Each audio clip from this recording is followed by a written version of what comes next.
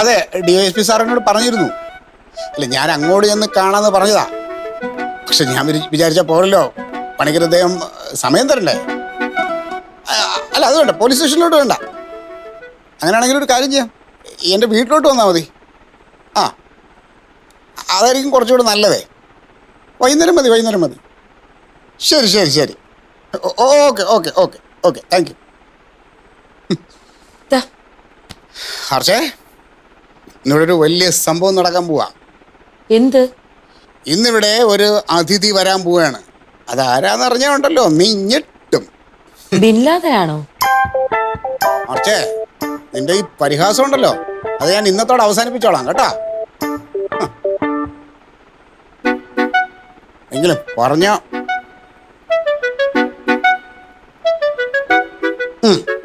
പവിത്ര. അതെ, നീ എവിടെ ഉണ്ട്? അത് നന്നായി. എത്രയും പെട്ടെന്ന് ഇങ്ങോട്ട് വരണം, ഇവിടെ വീട്ടിലോട്ട് വരണം. കാര്യമൊക്കെ ഞാൻ വന്നിട്ട് പറയാം. നീ ഒന്ന് ഇങ്ങോട്ട് വാ പവിത്ര.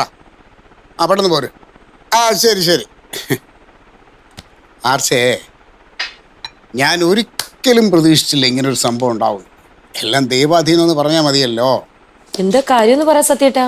കാര്യമൊക്കെ ഞാൻ പറയാം, അതിന് മുമ്പ് സ്റ്റേഷനിലൊന്ന് വിളിക്കട്ടെ.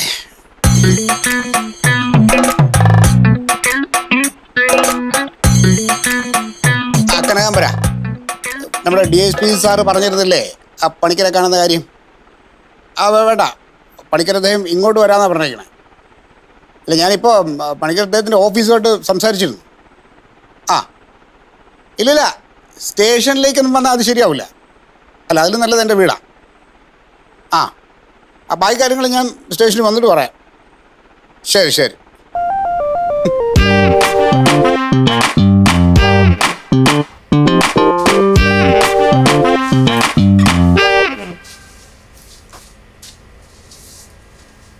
ആർച്ചേ, കുന്നുംപുറത്ത് വേലായുധ പണിക്കരുന്ന ആർച്ച കേട്ടിട്ടുണ്ടോ? ഇല്ല. മഹാസിദ്ധനാണ് അദ്ദേഹം. നടക്കാനിരിക്കുന്ന കാര്യങ്ങൾ അണുവിട തെറ്റാതെ കവിടി നിർത്തി അദ്ദേഹം പറയും. ഇന്നേ വരെ അദ്ദേഹം പറഞ്ഞിട്ടുള്ള ഒരു കാര്യവും തെറ്റിയിട്ടില്ല. പിന്നെ അദ്ദേഹത്തിന് കവടി നിർത്തണമെന്ന് നിർബന്ധമൊന്നുമില്ല. ഒരാളിൻ്റെ മുഖത്ത് ഇങ്ങനെ നോക്കിയാൽ അയാളുടെ മുഴുവൻ കാര്യവും പ്രവചിക്കും.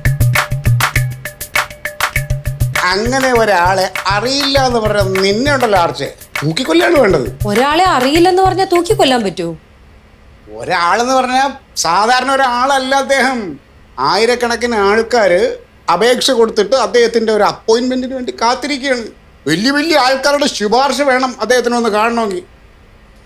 ശരി, അദ്ദേഹം ഒരു വലിയ മനുഷ്യനാണ്. ഇതൊക്കെ എന്തിനാ എന്നോട് പറയുന്നേ? കാര്യമുണ്ട്. കുന്നുംപുറത്ത് വേലായുധ പണിക്കർ എന്നെ കാണാനായിട്ട് ഇന്ന് ഇങ്ങോട്ട് വരുന്നു. എന്തിന്? കാര്യം ഔദ്യോഗികമായ ഒരു ആവശ്യമാണ്. പണിക്കർ പറഞ്ഞിരുന്നെങ്കിൽ ഞാൻ അങ്ങോട്ട് പോയി കണ്ടേനെ. ഞാൻ DSP സാറിനോട് പറഞ്ഞതുമാണ്. പക്ഷേ പണിക്കർ അദ്ദേഹത്തിന് ഒരേ നിർബന്ധം, ആവശ്യക്കാരൻ അദ്ദേഹം ആയതുകൊണ്ട് തന്നെ ഇവിടെ വന്ന് നേരിട്ട് എന്നെ കാണാം, അതാണല്ലോ മര്യാദ. ശരി, ഔദ്യോഗിക കാര്യമാണെങ്കിൽ സ്റ്റേഷനിൽ വന്നാൽ പോരെ, എന്തിനാ വെറുതെ വീട്ടിലേക്ക് വരുത്തുന്നേ? അയ്യോ, അതും അദ്ദേഹം പറഞ്ഞു. പക്ഷേ അദ്ദേഹത്തിന് പോലെ ഒരാളെ നമ്മൾ സ്റ്റേഷനിൽ വരുത്തുക എന്ന് പറഞ്ഞാൽ അതൊരു മര്യാദകേടാണ്. മാത്രമല്ല, അദ്ദേഹം സ്റ്റേഷനിൽ വന്നു എന്ന് പറഞ്ഞാൽ അവിടെ ജനം വന്നു കൂടും. മാത്രമല്ല, പണിക്കർ അദ്ദേഹം ഇവിടെ വന്നു കഴിഞ്ഞാൽ എനിക്ക് കുറച്ച് നേരം ഒറ്റയ്ക്ക് അദ്ദേഹത്തിനോട് ഒരുപാട് കാര്യങ്ങളൊക്കെ സംസാരിക്കാമല്ലോ. സ്റ്റേഷനിലാണെങ്കിൽ ആ CPമാരെല്ലാം കൂടെ ചളവാക്കും. സത്യം എന്തിനാ ഒറ്റയ്ക്ക് കിട്ടിയിട്ട്? എൻ്റെ ആർച്ചേ, പണിക്കരെ പോലെ ഒരാളെ ഒറ്റയ്ക്ക് കിട്ടിക്കഴിഞ്ഞാൽ ചോദിക്കാൻ എന്തെല്ലാം കാര്യങ്ങളുണ്ട്. ഇപ്പം എനിക്ക് എൻ്റെ ജോലി കാര്യങ്ങൾ ചോദിക്കാം. എനിക്ക് ഉടനെ പ്രൊമോഷൻ ഉണ്ടാവുമോ, എനിക്ക് ഉടനെ ട്രാൻസ്ഫർ ഉണ്ടാവുമോ, എന്തിന് തെളിയാതെ കിടക്കുന്ന പല കേസിലെയും പ്രതികൾ ആരാന്ന് പോലും അദ്ദേഹം പറഞ്ഞു തരും. അതൊക്കെ പണിക്കര് പറയൂ? എൻ്റെ ആർച്ചേ, അദ്ദേഹം ത്രികാല ജ്ഞാനിയല്ലേ. അങ്ങനെയാണെങ്കിൽ ഈ സർക്കാർ എന്തിനാ പോലീസ് ഡിപ്പാർട്ട്മെന്റ് കൊണ്ട് നടക്കുന്നേ? നല്ല 4 ജോത്സ്യന്മാര് വച്ചാ പോരെ, എത്ര കോടി രൂപ ലാഭിക്കാം. ഇതാണ് നിന്റെ കുഴപ്പം. എന്തെങ്കിലും ഒരു കാര്യം പറഞ്ഞാൽ അതിന് ഉടനെ തർക്കുത്തരം പറഞ്ഞോളണം. അതെ, പണിക്കര് വരുമ്പോൾ നിന്റെ കാര്യം കൂടി പറയാമെന്നാണ് ഞാൻ കരുതിയത്. ഇനിയിപ്പോൾ എന്തായാലും ഞാനത് പറയുന്നില്ല. എൻ്റെ ഭാവി ഞാൻ നോക്കിക്കോളാം. എൻ്റെ അനുഭവം വെച്ച് പറയുക, ഓരോരുത്തരുടെയും ഭാവി അവരവരുടെ കയ്യിലിരിപ്പ് പോലെ ഇരിക്കും. കയ്യിലിരിപ്പ് നന്നായ ഭാവിയും നന്നാവും. അതെ, പണിക്കര് വരുമ്പോൾ അങ്ങേരെ ഒന്ന് കാണാൻ പോലും നിന്നെ ഞാൻ സമ്മതിക്കില്ല.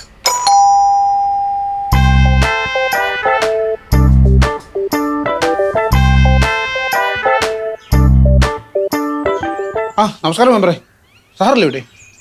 ഉണ്ട്. സാർ അത്യാവശ്യമായിട്ട് വരാൻ വേണ്ടി പറഞ്ഞു. എന്നെ കാര്യം എന്നാന്ന് ചോദിച്ചിട്ട് പറഞ്ഞില്ല. വല്ല കുഴപ്പം പിടിച്ച കേസ് വല്ലതും ആണോ? കുഴപ്പമാവോന്ന് ഇപ്പൊ പറയാൻ പറ്റില്ല. കാരണം നമുക്ക് കാര്യങ്ങൾ മുൻകൂട്ടി അറിയാനുള്ള കഴിവില്ലല്ലോ. കുഴപ്പമായി കഴിഞ്ഞേ കുഴപ്പമായി എന്ന് നമുക്ക് മനസ്സിലാവും. മെമ്പർ എന്നാ ഒരുമാതിരി വളച്ച് കിട്ടിയ വർത്താനം പറയുന്നത്? എന്നെ സംഭവം എന്നാ? പവിത്രനെ വിളിച്ചത് ഞാനല്ലോ. വിളിച്ചയാള് വരട്ടെ. വേണമെങ്കിൽ സത്യമായിട്ടും വരുന്നതിന് മുമ്പ് ഞാനൊരു സാമ്പിള് കാണിച്ചു തരാം. പവിത്രൻ കുന്നുംപുറത്ത് വേലായുധ പണിക്കരെന്ന് കേട്ടിട്ടുണ്ടോ? ആരും കേട്ടിട്ടില്ല.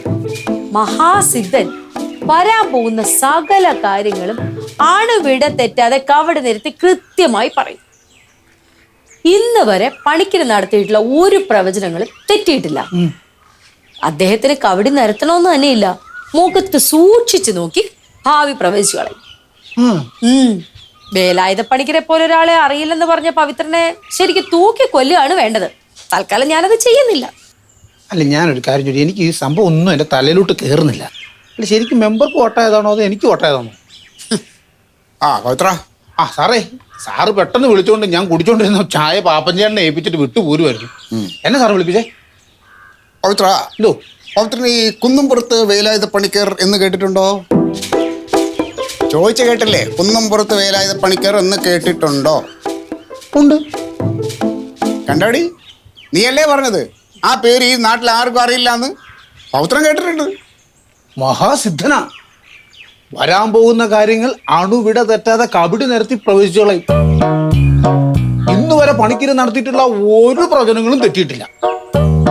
ഇദ്ദേഹത്തിന് കബഡി നിരത്തി പറയണമെന്നേ ഇല്ല. മുഖത്ത് സൂക്ഷിച്ചു നോക്കി ഭാവി കാര്യങ്ങൾ പറയും. പവിത്രന് പണിക്കർ എല്ലാ കാര്യവും അറിയല്ല. പവിത്രൻ എങ്ങനെ അറിയാം? മെമ്പർ പറഞ്ഞു. ഞാൻ വന്ന് കയറിയപ്പോഴും മെമ്പർ എന്നോട് ഈ കാര്യമൊക്കെ പറഞ്ഞു. ആ കാര്യമൊക്കെ ഞാൻ സാറിനോടും പറഞ്ഞു. അല്ല, ഇതാരാ സാറേ ഈ പണിക്കരാരാ? കഷ്ടം.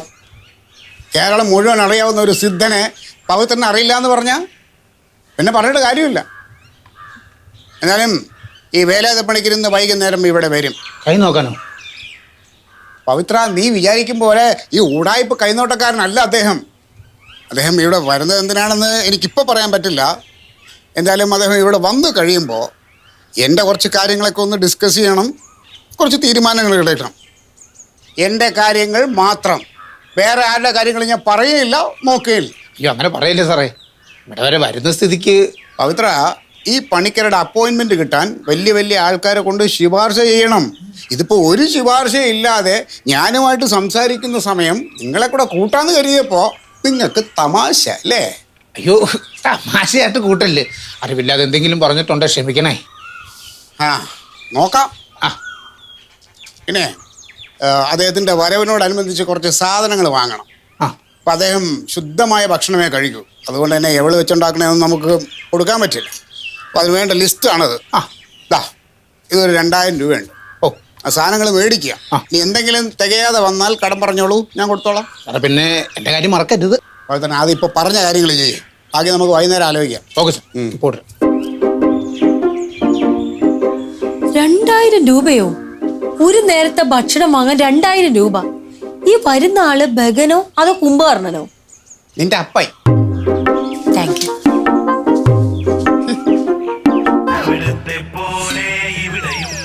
ആഹാ, പവിത്രനാ? ഓ, നല്ല വിശേഷം. ഡോക്ടറല്ലേ ഇവിടെ? ഉണ്ട്. വിളിക്കണോ? വേണ്ട, ഞാൻ ആ സത്യപാല സാറിനെ വിളിച്ചപ്പോൾ ഞാൻ ഇവിടെ വരെ വന്ന. അവിടെ വലിയ സംഭവം നടക്കാൻ പോവാ. എന്ത് സംഭവം? സത്യം പറഞ്ഞ ഇത് എന്നോട് ആരോടും പറയരുതെന്ന് പറഞ്ഞാ. സാറേ, പക്ഷെ എനിക്ക് അങ്ങനല്ലോ. എനിക്ക് നിങ്ങളോട് ഒന്ന് പറയാതിരിക്കാൻ പറ്റൂ. കാരണം ആ വീട്ടുകാർ ഈ വീട്ടുകാർ എന്ന് പറഞ്ഞാൽ എനിക്ക് ഒരുപോലെയല്ലേ.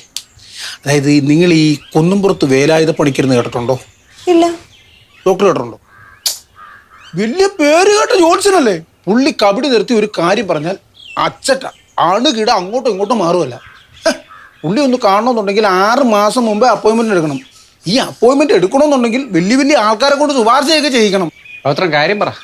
ഈ പറഞ്ഞ വേലായുധ പണിക്കര് ഇന്ന് സത്യപാല സാറിന്റെ വീട്ടിൽ വരുന്നു. എന്തിനാണെന്ന് ചോദിച്ചപ്പോഴത്തേക്ക് അവിടെ ഇവിടെയും തൊടാതെ മറുപടി പറയുന്നത്. എൻ്റെ ബലമായ സംശയം എന്തോ വലിയ പൂജയോ കർമ്മോ ഉണ്ട് നടത്താൻ വേണ്ടിയിട്ടാണ്. പുള്ളി വരാൻ നേരത്തെ എന്നോട് അവിടെ കാണണമെന്ന് പ്രത്യേകം പറഞ്ഞേക്കുവാ. അങ്ങനെ ഒരു പോലീസുകാരനല്ലേ, എന്നിട്ട് ഇതുപോലത്തെ തട്ടിപ്പുകാരന്മാരൊക്കെ വിളിച്ചു വരുത്തുക എന്ന് പറഞ്ഞാൽ? എൻ്റെ സാറാ, നിങ്ങൾ ഈ ക്രിസ്ത്യാനികളായതുകൊണ്ട് നിങ്ങൾക്ക് ഇതിനകത്തൊന്നും വിശ്വാസം ഇല്ലാത്തതുകൊണ്ടാണ്. അതിനിപ്പോൾ അത് പറഞ്ഞു. എൻ്റെ അനുഭവത്തിൽ വെച്ചൊരു കാര്യം ഞാൻ പറയട്ടെ. കഴിവുള്ള ജ്യോത്സ്യന്മാർ ഒരു കാര്യം പറഞ്ഞാൽ അത് പറഞ്ഞതാ. ഈ വേലായുധ പണിക്കർ അത്രയും കഴിവുള്ള ആളല്ലെങ്കിലും എൻ്റെ പരിചയത്തിൽ ഒരു ജ്യോത്സ്യനുണ്ട്. ഞങ്ങളൊക്കെ സാമി എന്നാണ് വിളിക്കുന്നത്. പണ്ട് ഞാൻ 10ാം ക്ലാസ്സിൽ പരീക്ഷ എഴുതുന്ന കാലത്ത് ഞങ്ങളുടെ അമ്മ 10ാം ക്ലാസ്സിലെ പരീക്ഷ ഞാൻ ജയിക്കാൻ വേണ്ടിയിട്ട് ഈ ജ്യോത്സ്യനെടുത്ത് കൊണ്ടുപോയി. അവിടെ ചെന്നപ്പോൾ പുള്ളിക്കാരൻ കുറച്ച് വഴിപാടും കാര്യങ്ങളൊക്കെ പറഞ്ഞു തന്നു. വീട്ടിൽ വന്നപ്പോൾ ഈ വഴിപാട് ചെയ്യാൻ വേണ്ടി അമ്മ കുറച്ച് പൈസയും തന്നത്. എന്നിട്ട് വഴിപാട് ചെയ്തോ? നമ്മുടെ അന്നത്തെ കാലമല്ലേ സാറേ, ഞാൻ ആ പൈസ കൊണ്ടുള്ള പൊറോട്ട ഇറച്ചിയെല്ലാം മേടിച്ച് തിന്നാ ഞാൻ നടന്നു. അവസാനം പരീക്ഷയുടെ റിസൾട്ട് വന്നപ്പോൾ ഞാൻ മാത്രം 8 നില പൊട്ടി. പരീക്ഷയ്ക്ക് പഠിച്ചായിരുന്നോ? ഇല്ല. പരീക്ഷയ്ക്ക് ജയിക്കണമെങ്കിൽ ഒറ്റ വഴിയേ ഉള്ളൂ, പഠിക്കണം. അല്ലാതെ ജയിക്കാൻ വേറെ ഒരു മാർഗവുമില്ല. പിന്നെ അന്ന് പൊറോട്ട ഇറച്ചിയൊക്കെ കഴിച്ചതുകൊണ്ട് ശരീരത്തിൽ പിടിച്ചിട്ടുണ്ട്. വീട് കിടന്നാൽ ഉദ്യോഗം ചെയ്തെങ്കിലും ജീവിക്കുക. ഞാൻ ഓർത്താനാ പുള്ളിയെ പറഞ്ഞു. അതെ പവിത്ര, ഈ ജോത്സ്യനും വരുന്നത് എന്തിനാന്ന് വല്ല പിടിയുണ്ടോ? വേലായുധ പണിക്കർ വരുന്നുണ്ടെങ്കിൽ അതൊരു ചെറിയ കാര്യമല്ല. എന്തായാലും അതൊരു വലിയ കാര്യത്തിന് വേണ്ടി തന്നെയാണ്. അതെ, ഈ ജോത്സ്യനെ കാണാൻ വല്ല വഴിയുണ്ടോ? എന്തിന്? അല്ല, ചുമ്മാ നമ്മുടെ ഭാവിയൊക്കെ ഒന്ന് അറിഞ്ഞിരിക്കാലോ. ശുപാർശ ചെയ്യാൻ പറ്റിയ ആരെങ്കിലും ഉണ്ടോ കൈവശത്ത്? അത്യാവശ്യം വലിയ സ്ഥാനത്ത് നിൽക്കുന്ന ആരെങ്കിലും? ഇച്ചാനുണ്ടല്ലോ, ഡോക്ടർ അല്ലേ? ഡോക്ടറല്ലേ? ഇവിടെ വലിയ വലിയ കളക്ടർമാര് പറഞ്ഞിട്ട് നിൽക്കുന്നില്ല. അന്നേരം ആ മൃഗ ഡോക്ടർ.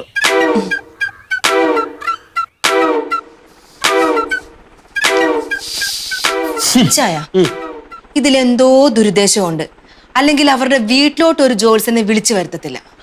എടി, അവർക്ക് അതിനുള്ള സ്വാതന്ത്ര്യമുണ്ട്. അവരുടെ വീട്ടിൽ ആരെ വിളിക്കണം വിളിക്കണ്ടെന്ന് തീരുമാനിക്കാൻ അവർക്കറിയാന്നേ. വരുന്നതേ സാധാരണക്കാരനല്ല, പേര് കേട്ട ജോത്സ്യനാ.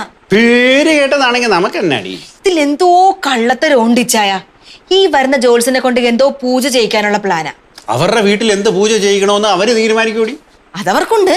പക്ഷെ ആ പൂജ നമുക്കെതിരെയാണെങ്കിലോ? നിനക്കെന്നാടി വട്ടായോ? എനിക്ക് വട്ടായതല്ല, ഞാൻ കാര്യങ്ങൾ പറഞ്ഞ് ഇച്ചാനെ മനസ്സിലാവാഞ്ഞിട്ടാ. എന്നാ മനസ്സിലാവുന്ന രീതിയിലൊന്ന് പറഞ്ഞതാ മോള്. ഇത്ര പെട്ടെന്ന് ഇങ്ങനെ ഒരു കാര്യം നടത്തണമെങ്കിലേ അതിലെന്തോ തക്കതായിട്ടുള്ള കാര്യമുണ്ട്. എന്റെ പൊന്നാലിസേ, നോക്കടി. ഒന്നാമത്തെ കാര്യം, നമുക്ക് അയൽവക്കമായിട്ട് എന്തെങ്കിലും പ്രശ്നം ഉണ്ടോ? ഇല്ല. ഇല്ല. പിന്നെ അവരെന്തിനാടി കാശ് മുടക്കി ഇങ്ങനെ ഒരു പൂജ നമുക്കെതിരെ നടത്തേണ്ടത്? ഇനി രണ്ടാമത്തെ കാര്യം, ഇനി അങ്ങനെ തന്നെയാണെന്ന് ഇരിക്കട്ടെ, നിനക്കിതിൽ വല്ല വിശ്വാസമുണ്ടോ? ഇത് മൊത്തം തട്ടിപ്പാന്നേ. തട്ടിപ്പാ? അപ്പൊ ഇത്രയും നേരം പവിത്രൻ പറഞ്ഞൊന്നും ഇച്ചാൻ കേട്ടില്ലേ? കേട്ടു. പവിത്രൻ ഇത് മൊത്തം കേട്ടുകേൾവിയാണ്. പവിത്രൻ നേരിട്ട് കണ്ടിട്ടില്ല. എടി, നിന്നെ പോലെ മണ്ടന്മാരും മണ്ടികളെയൊക്കെ പറ്റിക്കാനായിട്ട് ഒരുപാട് ജ്യോത്സ്യന്മാരിങ്ങനെ നടപ്പുണ്ട്. ഇതിപ്പോ എന്തുവാ, സത്യപാലൻ സാറിന്റെ കാശ് കുറെ പോകും. ഇതിലെന്തോ കള്ളത്തരം ഉണ്ടിച്ചായ. അല്ലെങ്കിൽ പിന്നെ അവരെന്തിനാ ഇത് വേറെ ആരും അറിയരുതെന്ന് പവിത്രനോട് പറഞ്ഞത്? അപ്പൊ നമുക്കെതിരെയുള്ള എന്തോ ഒരു പ്രയോഗം അല്ലേ? നീ അങ്ങനെയാണെങ്കിൽ ഒരു കാര്യം ചെയ്യും. ഇതുപോലെ കർമ്മങ്ങൾ ചെയ്യുന്ന ഒരുപാട് ജ്യോത്സ്യന്മാർ ഈ ലോകത്തുണ്ട്. നീ അവരിൽ ആരെങ്കിലും ഒരാളെ വിളിച്ചിട്ട് മറുകർമ്മം ചെയ്യും. അപ്പൊ തീർന്നില്ലേ? ഇച്ചാൻ എന്ത് പറഞ്ഞാലും തമാശയാ. അനുഭവത്തിൽ വരുമ്പോ പഠിച്ചോളും. ഇതിലെന്തോ കള്ളത്തരം ഉണ്ട് ഇച്ചായ. നീ ഇത് തന്നെ പിന്നെയും പറഞ്ഞുകൊണ്ടിരിക്കുന്നത് എന്തിനാടി? പിന്നെ ഞാൻ പിന്നെ വേറെ ആരോട് പോയി പറയും? നമുക്ക് നേരിട്ട് പോയി ചോദിക്കാം. ആരോട്? അവരോട്. അതൊന്നും വേണ്ട. എനക്കെന്നാ പേടിയാണോ? എനിക്ക് പേടിയൊന്നുമില്ല, നമുക്ക് ക്ലിയർ ചെയ്യാന്നേ. എണീറ്റ് വാടി. വേണ്ടെന്ന്.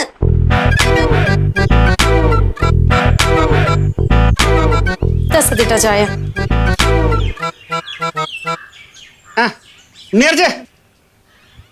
വീട്ടില് ഗസ്റ്റ് ഉണ്ടെന്ന് കേട്ടു. ഗസ്റ്റോ? ഏതോ ജോത്സ്യൻ എങ്ങാണ്ട് വരുന്നു എന്ന് പറഞ്ഞു. അത് സംഭവം ശരിയാ. വേലായുധ പണിക്കര്. എന്താ സംഭവം? വല്ല പൂജയോ ഹോമോ അങ്ങനെ എന്തെങ്കിലും ഉണ്ടോ? ആരോടും പറയരുതെന്ന് ഞാൻ പറഞ്ഞല്ലേ. ഞാൻ പറഞ്ഞതല്ലോ, ഡോക്ടർ ചോദിച്ചതല്ലേ. ഇല്ല, അങ്ങനൊന്നുമല്ല. അതെ, ഒരു വ്യക്തിപരമായ ആവശ്യത്തിന് വരുന്നതാ. നോണ പറയുന്ന കേട്ടോ ഇച്ചായ. ഇങ്ങനെയൊക്കെ ആരാ പോലീസിലെടുത്തത്? ഞാൻ അങ്ങോട്ട് ഒന്ന് കാണാന്ന് പറഞ്ഞതാ. പുള്ളി ഭയങ്കര തിരക്കുള്ള ആളാ. പക്ഷെ പുള്ളിക്ക് ഒരേ നിർബന്ധം, ഇങ്ങോട്ട് വന്നോളാം. ഓ, അങ്ങനെയാണെങ്കിൽ ഈ കാര്യങ്ങളൊക്കെ ചോദിക്കുമ്പോഴേ ഈ ആലീസിന്റെ കാര്യം കൂടെ ഒന്ന് ചോദിക്കാവോ? ഇവിടെ ഭാവി എന്താണെന്ന് അറിയാനാ. ഡോക്ടർ ഉള്ളപ്പോ ആലീസിന്റെ ഭാവിക്ക് എന്താ കുഴപ്പം? ശരിയെന്നാ. ശരിയെന്നാ.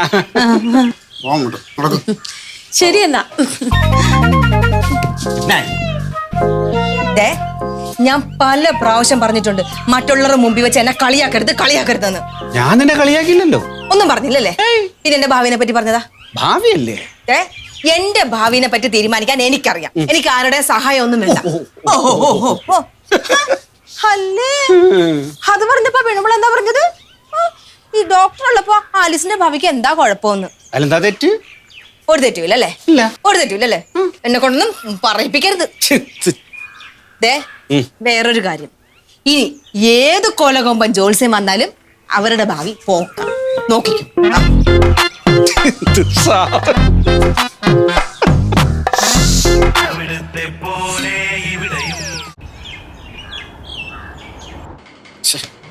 എന്നാലും സത്യപാല സാറ് കാണിച്ചത് വളരെ മോശമായി. വേലായുധ പണിക്കരെ നേരിട്ട് കാണാനുള്ള ഒരു അവസരം നമുക്ക് ഒത്തു വന്നതാ. സാറ് നൈസായിട്ട് അങ്ങ് ഒഴിവാക്കി. സാർ ഇത്രക്കാരാണെന്ന് ഞാൻ വിചാരിച്ചില്ല കേട്ടോ. എന്റെ പൊന്നു പോകുഞ്ഞേ, ഈ പണിക്കര് വരുന്നതേ ഇവിടെ വന്ന് കവടി നിർത്താനൊന്നും അല്ലല്ലോ, കേസിന്റെ മൊഴി തരാൻ വേണ്ടിയിട്ടല്ലേ. നമ്മളെങ്ങാനും അങ്ങോട്ട് പോയി കഴിഞ്ഞാൽ അത് പുള്ളിക്കാരന് മോശമാവും. അതുകൊണ്ടാണ് പുള്ളിക്കാരൻ ഇങ്ങോട്ട് വരാന്ന് പറഞ്ഞത്. പിന്നെ സത്യപാലൻ സാറ് വിചാരിച്ചു എന്തുകൊണ്ട് ഇവിടെ വരുന്നതിനേക്കാൾ ബെറ്റർ വീട്ടിൽ വരുന്നതല്ലേ, പ്രൈവസി കിട്ടുമല്ലോ. അതൊന്നുമല്ല, പണിക്കരെ പോ ഒരു സിദ്ധനെ സാറിന് വീട്ടിൽ കിട്ടിക്കഴിഞ്ഞാൽ സാറിന്റെ ഭാവിയുടെ കാര്യങ്ങളൊക്കെ ഒന്ന് ചോദിച്ചറിയാമല്ലോ. ഇങ്ങനൊരു സാഹചര്യം ആയതുകൊണ്ട് ഫീസും കൊടുക്കേണ്ട കാര്യമില്ല. ആ, അതാണ് ഞാൻ പറഞ്ഞത്. സത്യപാല സാറ് നമ്മുടെ അടുത്ത് കാണിച്ചത് ഭയങ്കര ചതിയാ. അതെ അതെ, ഭയങ്കരമായി. പണിക്കർ നേരെ ഇങ്ങോട്ടാണ് വന്നെങ്കിൽ നമ്മുടെ ഭാവി ചോദിച്ചറിയാലോ. ഓ അതെ അതെ, അതുകൊള്ള. അല്ല, താങ്കളുടെ ഭാവി ചോദിച്ചറിയുന്നതിൽ കാര്യമുണ്ട്. ഇദ്ദേഹത്തിന്റെ ഭാവി ചോദിച്ചറിയുന്നത് കൊണ്ട് എന്ത് കാര്യമെന്ന് എനിക്ക് മനസ്സിലാകുന്നില്ല. ഇദ്ദേഹത്തിന്റെ ഭാവി ഞാൻ പറയാം. അതായത് രാവിലെ എഴുന്നേക്കുക, സ്റ്റേഷനിലേക്ക് വരിക, അവിടെ നിന്ന് നേരെ ബാറിലേക്ക് പോവുക, വെള്ളം അടിക്കുക, വീട്ടിൽ വന്ന് എന്നെ ചീത്ത വിളിക്കുക, ഇത്രയോ. എന്റെ പൂക്കുഞ്ഞെ, ഒരൊറ്റ കല്യാണം കൊണ്ട് ഭാവി നശിച്ച ഒരാളാ ഞാൻ. എന്റെ കല്യാണത്തിന് ആ ജാതകം നോക്കി ആ പണിക്കരെ എന്റെ കൈ കിട്ടിയ അവന്റെ ചെവിക്കലടിച്ചാൻ പോയി. വാസ്തവം ആ പണിക്കരെ കാണണമെന്ന് ഞാനും കുറെ നാളുകൊണ്ട് ആഗ്രഹിക്കുന്നുണ്ട്. 10-8 പൊരുത്തമാണത്രേ. ഒരൊറ്റ പൊരുത്തം കിട്ടിയിരുന്നെങ്കിൽ എനിക്ക് നല്ലതായിരുന്നു. നിന്നോടൊക്കെ എങ്ങനെ പൊരുത്തപ്പെടും? അങ്ങനെ പൊരുത്തപ്പെടണമെങ്കിൽ ഞാൻ വല്ല കാട്ടുപോത്തുമായിരിക്കണം. ആരുടെ? സാറിനോട് പോലീസ് സ്റ്റേഷനിൽ വെച്ച് നിർത്ത്. സ്റ്റേഷനിൽ വെച്ച് വഴക്കുണ്ടാക്കണം 100 തവണ സാറ് പറഞ്ഞിട്ടുള്ളതാ. എങ്ങനെ വഴക്കുണ്ടാക്കായിരിക്കും? പറഞ്ഞു വിട്ടല്ലോ. ഉണ്ടായിരിക്കാം. സോണല്ലേ? ആ, വിളിക്കുന്നു. ചെല്ല് ചെല്ല്.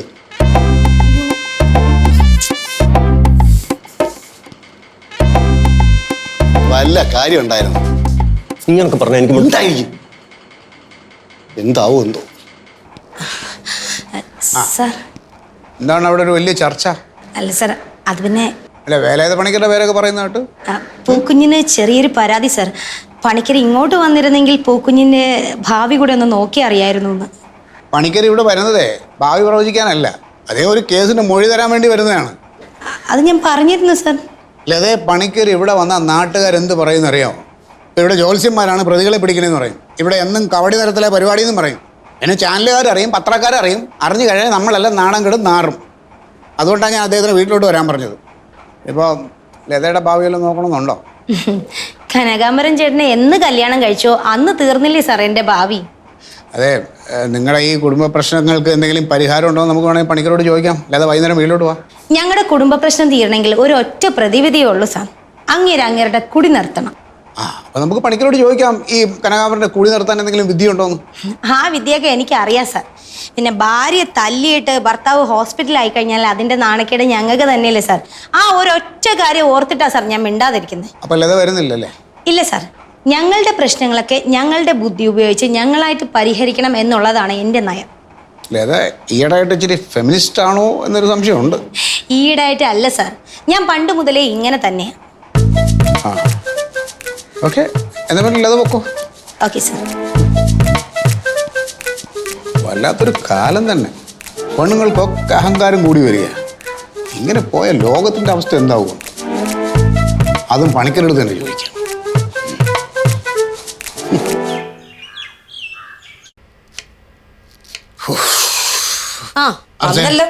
എന്തായി ഒരുക്കങ്ങളൊക്കെ? എന്തൊരുക്കങ്ങള്? 5:30 മണിയാകുമ്പോൾ പണിക്കരത്തെ എവിടെ എത്തും? അതിന് സത്യേട്ടം കൊടുത്ത ലിസ്റ്റ് അനുസരിച്ചുള്ള സാധനങ്ങളൊക്കെ പവിത്ര ഇവിടെ കൊണ്ടുവന്ന് വെച്ചിട്ടുണ്ട്. ഓക്കെ, 300 രൂപ കൂടുതലായെന്നും പറഞ്ഞു. 300 രൂപയല്ലേ? അതൊക്കെ ഞാൻ കൊടുത്തോളാം. പിന്നെ ആർച്ചേ, ഈ പവിത്രം ഉണ്ടല്ലോ, കാലത്ത് എവിടെ എന്നെ കളിയാക്കിയെങ്കിലും അവൻ പോയി കഴിഞ്ഞിട്ട് പണിക്കരെ കുറിച്ച് അന്വേഷിച്ച് കാര്യങ്ങൾ മനസ്സിലാക്കി കഴിഞ്ഞപ്പോൾ അവ എന്നെ വിളിച്ചു. എന്നെ വിളിച്ചിട്ട് എന്നോട് കരഞ്ഞ് കാല് പിടിച്ച് അപേക്ഷിച്ചു പണിക്കർ അദ്ദേഹത്തിനെ ഒന്ന് കാണണം. പിന്നെ ഞാൻ കരുതി പാവമല്ലേ, ഞാൻ കാണാനുള്ള സംവിധാനം ഉണ്ടാക്കാമെന്ന് പറഞ്ഞു. അപ്പൊ പവിത്രന്റെ ഭാവി രക്ഷപ്പെട്ടു. ഇതാണ് നിന്റെ കുഴപ്പം. നിനക്കിപ്പോഴും പുച്ഛം. മറിച്ച് നിനക്കറിയാമോ ഈ പണിക്കർ അദ്ദേഹത്തെ പോലീസ് സ്റ്റേഷനിൽ വരുത്താതെ ഇവിടെ വരുത്തുന്നതിൽ സ്റ്റേഷനിലെ CPOമാർക്കെല്ലാം എന്നോട് പിണക്കവാ. കാരണം അവർക്കെല്ലാം അറിയാം അദ്ദേഹത്തിൻ്റെ കഴിവ്. അവർ നിന്നെ പോലെ അഹങ്കാരികളുമല്ല. ഞാൻ ആലോചിക്കുന്ന അതല്ല. എന്തായാലും പണിക്കർ ഇവിടെ വരുന്നുണ്ട്. നാട്ടുകാർക്കെല്ലാം പണിക്കരെ കാണാൻ ആഗ്രഹമുണ്ട്. അപ്പൊ പിന്നെ ടിക്കറ്റ് വെച്ച് നമുക്ക് ആളെ കയറ്റിയാലോ? സത്യന്റെ ഭാവിയിൽ രക്ഷപ്പെടും. പക്ഷേ ഇതിനുള്ള മറുപടി പണിക്കർ അദ്ദേഹം വന്നു പോയി കഴിഞ്ഞിട്ട് ഞാൻ നിനക്ക് തരും കേട്ടാ. തമാശകളി കുറച്ച് കൂടുന്നുണ്ട് കേട്ടാ. അതെ SI സത്യപാലന, പറയൂ. മനസ്സിലായി നിങ്ങൾ ആരാന്ന് പറയൂ. അയ്യോ,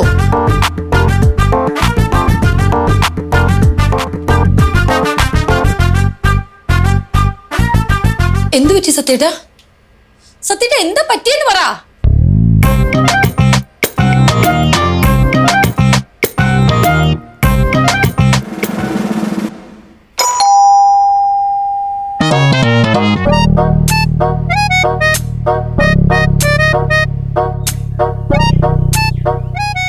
നമസ്കാരം സാർ. പണിക്കര് വന്നോ? അയ്യോ, പണിക്കര് വരുന്നതിന് മുമ്പ് എത്താൻ വേണ്ടിയിട്ട് ഞാൻ അവിടുന്ന് പറന്നു വരുമായിരുന്നു. അഥവാ ഇനി പണിക്കര് വന്നിട്ട് ഞാൻ വന്ന് കയറുന്നത് അതൊരു ലക്ഷണക്കേടല്ലേ സാറേ? അത് കേട്ടോ മെമ്പറേ, രാവിലെ സാറ് ചൂടായില്ലേ പണിക്കരെ കാണാൻ സമ്മതിക്കില്ല എന്നൊക്കെ പറഞ്ഞ്. ഇതെല്ലാം കഴിഞ്ഞ് ഞാൻ ജംഗ്ഷനിൽ ചെന്നപ്പോഴാണ് ഈ പണിക്കരെ കുറിച്ച് ഞാൻ ശരിക്കും അറിയുന്നത്. സാറ് പറഞ്ഞത് സത്യവാ.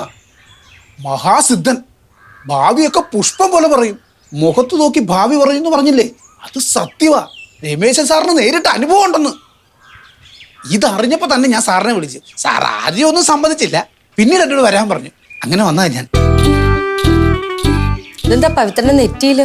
അല്ല, എന്നെ കാണുന്നവരാദ്യം കാണുമ്പോൾ ഞാനൊരു തരികിടയാന്നേ തോന്നുള്ളൂ. അത് മാറാൻ വേണ്ടിയിട്ട് കുറെ ഇട്ടൊന്ന് മാച്ച് സെറ്റ് ചെയ്ത് വെച്ചിരിക്കുന്ന. ഈ പണിക്കര് കാണുമ്പോൾ ഞാനൊരു തികഞ്ഞ വിശ്വാസിയാണെന്ന് പുള്ളി വിചാരിച്ചോട്ടെ. എത്ര കുറിയിട്ടാലും പണിക്കർക്ക് മനസ്സിലാവുമല്ലോ. അദ്ദേഹം ത്രികാലജ്ഞാനിയല്ലേ. മുഖത്ത് നോക്കുമ്പോഴേ കാര്യം മനസ്സിലാവുമല്ലോ. അല്ല, അത് ശരിയാ. എല്ലാവരും ഇരിക്കട്ടെ, പണിക്കര് വിചാരിക്കട്ടെ ഞാൻ ഭയങ്കര ഒരു ഭക്തനാണെന്ന് വിചാരിച്ചോട്ടെ. പണിക്കര് എപ്പോഴാണ് സാറേ വരുന്നത്? എന്തായാലും ഇന്ന് വരില്ലെന്ന് ഉറപ്പ്. കേട്ടിടത്തോളം ഒരു 3 മാസമെങ്കിലും കഴിയും. അയ്യോ, അതെന്നാ? ഇന്നത്തെ കവിട് നിരത്തലും പ്രവചനവും ഒക്കെ കഴിഞ്ഞ് കുളിച്ച് റെഡിയായി പുള്ളി വീട്ടിൽ നിന്ന് ഇറങ്ങിയതാ നേരെ ഇങ്ങോട്ട് വരാൻ. എന്നിട്ട് വരുന്ന വഴിയില് പുള്ളി ഒരു നാരങ്ങ വെള്ളം കുടിക്കാൻ ഇറങ്ങിയതാ. ഒരു ജീപ്പ് ബ്രേക്ക് പോയി പുള്ളിയുടെ മേലിന്ന് ഒരൊറ്റയിടി. എന്നിട്ടോ? കാര്യമായിട്ടൊന്നും പറ്റിയില്ല. 2 കൈയും 1 കാലും ഒടിഞ്ഞു. പിന്നെ മൂക്കിന്റെ പാലം തകർന്നു. തലയ്ക്ക് 18 സ്റ്റിച്ചും ഉണ്ട്. ഇത്രേ പറ്റിയുള്ളൂ. നിസ്സാര പരിക്ക്. അല്ല, ആ ജീപ്പ് ഞങ്ങൾ പൊക്കിയിട്ടുണ്ട്. ഇങ്ങനെ ലക്കം ലഹാനും ഇല്ലാതെ നടക്കുന്ന കുറേ എണ്ണം ഉണ്ട്. ഒരുത്തനെ വിടൂല, എല്ലാവരും ഞാൻ പൊക്കും. ഞാൻ ആലോചിക്കുന്ന അതല്ല പവിത്ര. നാട്ടുകാരുടെ മുഴുവൻ ഭാവി പറഞ്ഞുകൊണ്ട് കിടക്കുന്ന ആൾക്ക് സ്വന്തം ഭാവി പ്രവചിക്കാൻ പറ്റാതിരുന്ന എന്താന്നാ? പണിക്കര് സ്വന്തം കാര്യം മാറ്റി വെച്ചിട്ടാണ് നാട്ടുകാരുടെ കാര്യം നോക്കുന്നത്. അതിപ്പോൾ എല്ലാ ജ്യോത്സ്യന്മാരും അങ്ങനെയാ. സ്വന്തം കാര്യം നോക്കത്തില്ല, നാട്ടുകാരുടെ കാര്യം നോക്കും. സാറേ, ഈ പണിക്കര് മുടിയൊന്നും ചെയ്യുമല്ലോ സാറേ? അതാ നീ അങ്ങനെ ചോദിച്ചേ? അല്ല, കണ്ണാടി നോക്കി മുടി ചെയ്യാൻ നേരത്ത് പുള്ളിയുടെ മുഖം പുള്ളിക്ക് കാണാൻ പറ്റുമല്ലോ. നാട്ടുകാരുടെ മുഖം ഒറ്റ നോട്ടത്തിൽ നോക്കി പ്രവചിക്കുന്ന ഈ പുള്ളിയുടെ മുഖം കണ്ടിട്ട് മനസ്സിലായില്ലായിരുന്നോ ഇങ്ങനൊരു അപകടം ഉണ്ടാകുന്നു? ഇതൊക്കെ ചുമ്മാ തട്ടിപ്പാന്നേ.